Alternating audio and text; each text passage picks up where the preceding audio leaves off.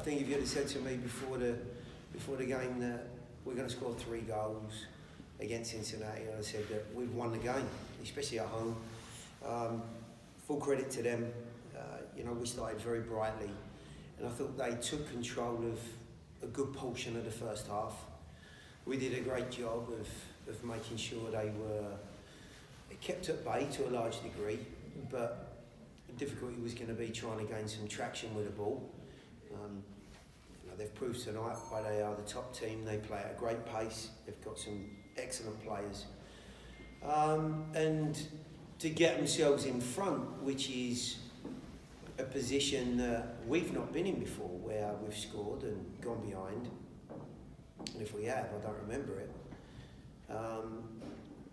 And the reaction from the players, the way that they attack the next period of time, and the goals that were scored. Brandon's goal was a terrific finish, and likewise Butler's. So a very, very exciting game, and I think we've shown all of the spirit and determination that we're going to need if we're going to make a run in the postseason.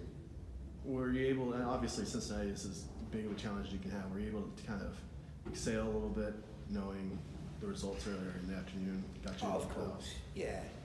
I think the guys, we were all fully aware of what had gone on in Ottawa.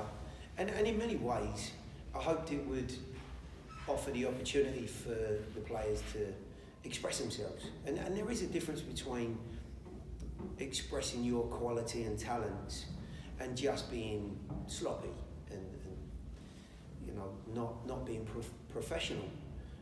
I thought that the guys trod that line extremely well. They showed all of the attitude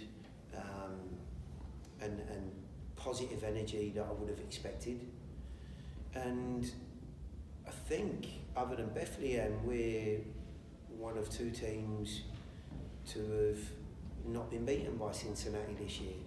I know we've drawn all 3, but based on tonight, as well as the other 2 games, we've given as good as we've got in these games, and we're creating a really up-tempo and high-octane relationship and rivalry here with Cincinnati, which we'll wait another year for, and then we'll get it going again. I think a lot of people have said, especially later in the season, that if you guys can start finding that form to actually put the ball into the back of the net, that you're going to be really dangerous in the playoffs. Do you feel like you're starting to hit that stride? I do. And I'd said some time ago that if we can get ourselves in a position where, number one, obviously we get ourselves in the postseason, but number 2, just as importantly, you're in good form and you're confident and you believe in where you're at and what you're trying to achieve. And look, I've seen many a team, as I'm sure we all have, that scramble into the playoffs and then nothing really happens. Like a dud firework, it goes out because the side are just not in the right place. They're not in the right groove. They're not firing on all cylinders. I honestly think we're getting better and better. 2 wide boys, youngest and most inexperienced players in the side, have looked phenomenal the last 2 or 3 games. They've caused so many problems. They've created so many opportunities. They look exciting. They look bright. They look fearless. And I just don't think other teams want to see that. They want, like all coaches, you want to see teams that are easily predictable. You look at how they play and their style of play, and it's not going to give you anything out of the ordinary. We've got some guys in there now who have really grown as the year's gone on, as the season's gone on, and they just look completely different individuals. And that's normally because they're confident, they're playing regularly, and of course they're getting some joy and they're getting results. Sounds like you're also talking about Tucker Hugh when you... Listen, Tucker, the front line that we have, if you look at the inexperience as the individuals are, I would have to say, without knowing every single player in every single team, and maybe one or two of the MLS2 teams, of course, would be younger and more inexperienced. But these guys would be up there. You know, Rapapa's just turned 21. You know, he's played, I think it was 13 games for Harrisburg last year. Alan Wynn, first season. Tucker Yoon, likewise, I think it's his second full season. These guys are really maturing well. They're having an impact on the game. They're finding their way. They're learning what it's like to be a professional and affect their opponent. I mean, you look at the individuals that they played against tonight. I don't know how many, but I'm sure there are a number of players in that group that are going to make the jump to MLS. They have been by far and away the best team in this USL and the Eastern Conference, of course. And we have, I think we've shown very, very well, not just against this group, but against all the top sides, which is a big confidence boost going into the postseason. They possessed the ball twice as much as you guys, but didn't have quite that edge in shots. Is that kind of what you have to do against a team with this talent? Maybe bunker a little bit? Honestly, that wasn't the plan. It was disappointing to lose Michael in the first 20 minutes, which changed, of course, the perspective of the group. The plan, as always, was to make not only the midfield area but our home field a difficult place to play. And I just felt two things. One, they actually did a very, very good job of working around pressure. And I think the slight change in the group affected how we pressed and what we were going to try to achieve in their half of the field. And they did a good job of pinning us in and repressing. And for sure, the first half was after we scored, maybe the last 25, 30 minutes was really difficult. They did a great job. I've got to say though, the opportunities that we created, not only to score but to possibly win the game, wow. And the areas we got into and were unable to make the most of. Chris Turpak's effort's a great one and a really good save, but I think we're going to look back on the video and see that a square pass to Alan Wynn was a side foot into an open net. Chris had a fabulous opportunity saved by the goalkeeper, spectacular save from close range. And listen, I'm delighted. I'm extremely proud of the group. They've shown some real courage. They've represented all of us extremely well, and we're still in there fighting. And not only are we in there fighting, but I think we're in a good place. I really do. And I'm really not frightened by going to any of the top four groups. And I know the players are not as well, which is even better.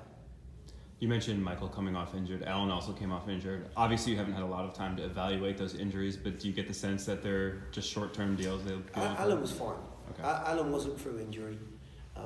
He'd put an awful lot into the game. He'd been absolutely terrific. And I actually wanted to get Ramon Howe into his very first appearance. He makes his debut tonight. Ramon's been terrific. He deserves that opportunity. He has tremendous potential. And I think we saw one or two moments there that we can certainly grasp onto and maybe look towards the future for. Michael's is slightly different. His hamstring tightened up, so we'll assess that in the morning. I'm not expecting it to be too sinister, and our athletic trainer's got a big job this week. You don't know who your opponent's going to be yet for the first round, but what kind of difference in preparation in terms of how you go about the week will there be this coming up? It won't be hugely different. I think what players want is routine. When we know who we're playing and where we're playing, that'll affect some of our training days in the latter part of the week. We've formulated and have got a very good style and pattern to our group over the last 6 games. We're 6 unbeaten. And part of our challenge is to make sure we can impress ourselves on whoever that opposing team may be. The second part of the challenge is making sure that they're not effective in the way they play, and we're going to run into a good side, but that's what happens in the playoffs. I think a big portion of the work is done. I don't think there's a team that goes into the postseason that's not confident, that is not on a good run and does well. Cincinnati will be tough. Louisville have won again today. Pittsburgh play tomorrow. I'm sure they'll be, really pushing the boundaries to win again because they want to get into the playoffs in good form as well. So you're running into teams like us who are on good unbeaten runs. But I'll tell you what, then I'll make it exciting. I'm looking forward to it. A final thought about the crowd tonight. It was the biggest in post-Cincy Park history. Their support all year has been awesome to see from the home field advantage perspective. What are your thoughts on the fan support here at home all year? Well, I think you've wrapped it up there. They've been incredibly helpful, forceful, vocal, numerous adjectives for an inaugural season. They've made this ground and this stadium a difficult place for opponents to come and play. I know for sure the players have been delighted and overwhelmed to be working in front of them. I do honestly think that facing the supporter section in the second period always helps the group. And we've scored 2 goals at that end today again as well. It's been, I would say, a humbling experience this season as we've seen in the last 34 games plus Open Cup. I've enjoyed it immensely. The players have made a tremendous connection with the fans, and I genuinely hope that we have the opportunity. There are a couple of things that can happen tomorrow that will pop us up another spot to 6th, and I'll be keeping my fingers crossed that happens, because I do honestly think that there's an opportunity here to get a home tie, and I'd just love to see a playoff game here. It'd be great.